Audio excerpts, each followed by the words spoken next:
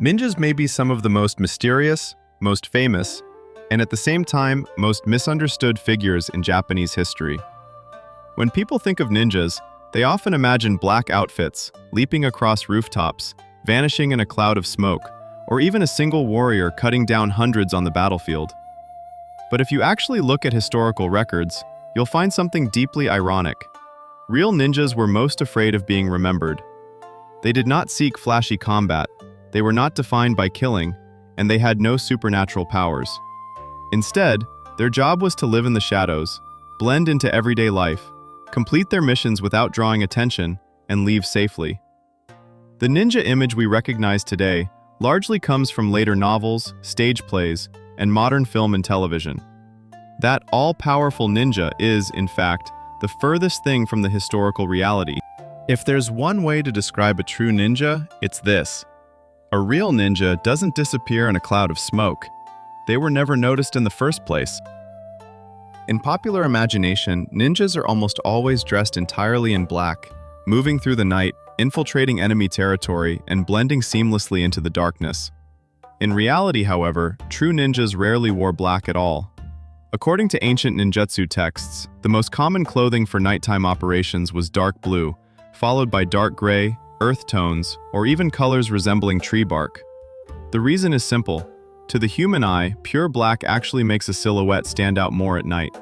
Dark blue and gray are far more natural and far less noticeable in low-light environments. So why do we still associate ninjas with black clothing? The answer doesn't come from the battlefield, but from the stage. In traditional Japanese kabuki theater, stagehands responsible for moving props, adjusting sets, and assisting actors were dressed entirely in black. Standing on a dimly lit stage, they were deliberately ignored by the audience, treated as if they did not exist. Over time, this theatrical convention, black clothing meaning unseen or invisible, was projected onto ninjas. Black-clad figures were no longer just backstage workers, but came to be imagined as mysterious beings who could move freely through darkness and vanish without a trace. In this way, the image of the ninja gradually shifted from something practical to something symbolic. Ironically, real ninjas never sought to look invisible. What they aimed for was something far more effective, to remain unremarkable in any environment. When people think of ninjas, they also tend to associate them with assassination, ambushes, and the image of a cold-blooded killer. But from a historical perspective, this understanding is fundamentally misplaced. The true value of a ninja was never measured by how many enemies they killed, but by how much useful information they could bring back. In ancient warfare, intelligence was often far more important than brute force. The size of an enemy force, the state of its supplies, weaknesses in its defenses, and the movements and personality of its commanders, misjudging any of these could lead to the destruction of an entire army. The ninja's role was precisely to gather this critical information without drawing attention. For a ninja, returning alive after completing a mission was far more important than killing a single target. Assassination did occur, but it was only one method among many, and usually a last resort. A successful assassination might change the fate of one individual, but accurate intelligence could change the outcome of an entire war. That is why ninjas did everything they could to avoid direct combat. Combat meant exposure, and exposure meant failure. The most skilled ninjas were not those who proved themselves through force, but those who completed every task without anyone ever realizing they had been there. If ninjas were placed in the modern world, they would look nothing like the elite martial artists often imagined in fiction, nor like the frontline special forces commonly seen in movies. Instead, they would more closely resemble long-term undercover intelligence operatives. Their job was not to engage in direct combat on the battlefield, but to quietly complete their missions before a war even began. Ninjas often lived for extended periods under false identities within enemy-controlled territory, posing as merchants, travelers, or ordinary civilians, going about daily life while carefully observing everything around them. They paid close attention to town entrances and exits, the frequency of troop movements, the location and quantity of supply stores, and even the habits and personalities of local lords.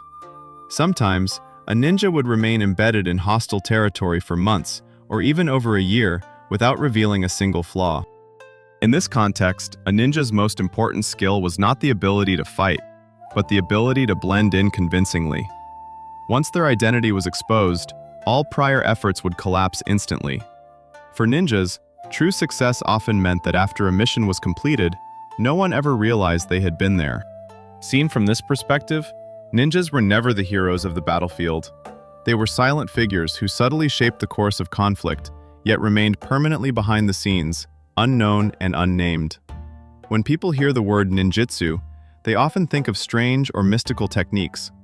But for real ninjas, the most important and most formidable skill was psychological control. Ninja training did not begin with the body, but with the mind. At the core of this training was a concept known as seishin, or correct mind. This was not a religious slogan, but a fundamental principle of psychological discipline. Ninjas were trained to shut down emotional responses, to avoid being controlled by fear, anger, or desire, and to rely solely on rational judgment. Emotional instability meant exposure, and exposure meant failure. At the same time, ninjas devoted significant effort to studying the emotional reactions of others. Under stress, fear, or anger, a person's breathing changes, their movements become irregular, and their speech patterns and eye contact reveal subtle clues. By observing these small details, ninjas could assess another person's psychological state. More skilled ninjas could even influence their target's emotions, deliberately creating pressure, confusion, or unease, causing mistakes without the target realizing it. Compared to direct confrontation, this form of psychological manipulation carried lower risk and a much higher chance of success. For this reason, a ninja's true strength was never physical prowess, but the ability to calmly understand the human mind and to make use of human nature itself. When people hear the term invisibility, they often think of smoke bombs or vanishing in an instant. But for ninjas, true invisibility was never about disappearing. It was about being completely forgotten. They did not seek attention first and escape afterward. Their goal was to never become the focus at all. To achieve this, ninjas had to master the art of adopting identities. Historical records show that common disguises included merchants, farmers, travelers, monks, and even household servants. These roles shared one crucial trait. They were ordinary, low profile, and allowed movement through different spaces without raising suspicion. The real challenge was not changing clothes, but convincingly living as a normal person over long periods of time. Ninjas had to understand how their assumed identities spoke, behaved, and followed local social norms. Standing out too much, or being unnaturally quiet, could both attract unwanted attention. In such situations, the safest approach was simply to be as unremarkable as everyone else. This is also why female ninjas historically existed. Women often had easier access to domestic spaces that were difficult for men to enter, such as the interior of households. Through everyday interactions, they could gather valuable information, not from military councils, but from casual conversations and unnoticed details of daily life. For this reason, a ninja's true invisibility was not about being unseen, but about never being looked at in the first place. When someone fully blends into their surroundings, they become the hardest person to notice. When it comes to ninja equipment, many people imagine strange weapons or highly specialized tools.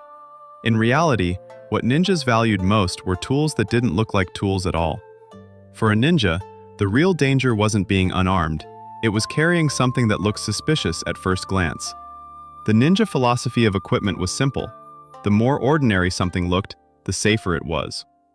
Most of what they carried were everyday objects commonly found in daily life.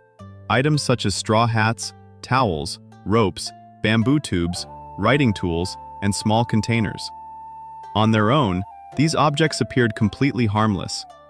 Even if searched, they were unlikely to be associated with espionage. What truly set ninjas apart was their ability to combine these ordinary items when needed. A simple rope, with basic fastening techniques, could become a climbing ladder. A towel could serve as a face covering, or be wrapped around an object and used as an improvised weapon. None of these tools were meant to impress. They existed to handle unexpected situations and allow for a quick escape. This design mindset reflected the core principles of ninja operations: low profile, adaptability, and replaceability. If a tool had to be abandoned or was damaged, it wouldn't compromise the ninja's identity or mission. Rather than relying on a single, essential weapon, ninjas relied on their understanding of their surroundings. For this reason, a ninja's pack was less an arsenal and more a collection of everyday tools designed purely for survival. When you put together everything we've discussed about ninja abilities, one thing becomes clear. What ninjas truly studied was never weapons, magic, or combat techniques. It was people. How humans think, how they fear, and how they make mistakes under pressure were the things ninjas cared about most. Psychological warfare, disguise, observation, and the use of tools all served a single purpose: understanding human nature. Because once you understand people, you can predict their behavior. And once behavior can be predicted, danger can be avoided, or even the situation itself can be shaped. Compared to direct confrontation, this approach is quieter, but its impact is often far greater. In fact, this logic still applies in modern society. Whether it's scams, misinformation, or various forms of social manipulation, the core issue is not how advanced the technology is, but how easily people can be driven by fear, greed, and habit. Ninjas understood this truth centuries ago. This is why a ninja's true strength was never about what they could do physically, but about knowing exactly when people are most vulnerable. When someone can calmly see through the human mind while remaining unnoticed themselves, that alone is enough to change the outcome. Ninjas were mythologized by later generations not because they possessed supernatural powers, but because they were extraordinarily low profile. True ninjas did not seek praise, nor did they leave their names behind. Their purpose was to influence the course of events without ever drawing attention. If you're interested in the real stories behind Japanese history and culture, feel free to subscribe, and we'll continue exploring them together.